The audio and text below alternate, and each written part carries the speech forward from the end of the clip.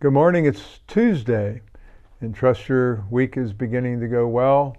We finished the book of in Zechariah. We covered chapter 12 on Sunday. If you didn't have a chance to watch it because we had some problems with the YouTube, it is archived, available to watch at your convenience. So just to stay in touch with what we taught in that book, it's an opportunity to study it.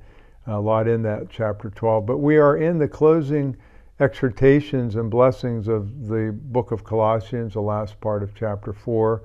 And Paul is now saying, now when this epistle, verse 16, is read among you, see that it is read also in the church of the Laodiceans, and that you likewise read the epistle from Laodicea, and say to Archippus, take heed to the ministry which you've received in the Lord, that you may fulfill it. And so the importance of understanding that when the Lord raises people up to serve Him in the church, we need to be an encouragement to them and pray for them. But that person who's been ordained to the gospel ministry needs to understand the seriousness of the place of service that the Lord has put them in. And it's important to be faithful in the ministries that God's called us to, not do them with a half heart or be complacent or apathetic, but be very, very tuned in.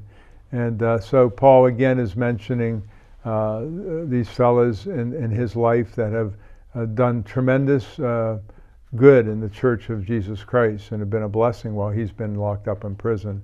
And then he ends in verse 18. He says, this salutation by my own hand, Paul, he wrote this, remember my chains, grace be with you, amen. So Paul wanted them to remember the fact that he is in prison. Why is he in prison? He's in prison for serving Jesus Christ, for preaching the gospel. There's no other reason why he's in jail.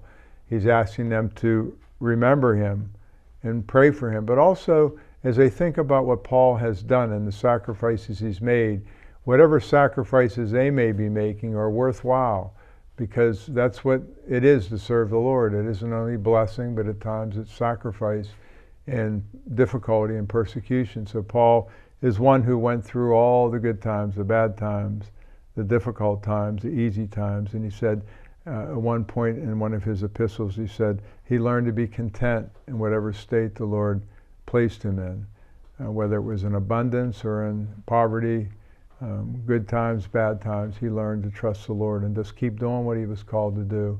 So we're grateful for these writings of Paul. He continues in the New Testament. Many of the books that we read and study in the New Testament have been penned by the Apostle Paul. And he had the time to write these letters because he was incarcerated in prison many years in his life, in the ministry. So that is all for today, and we will catch you again tomorrow. God bless you.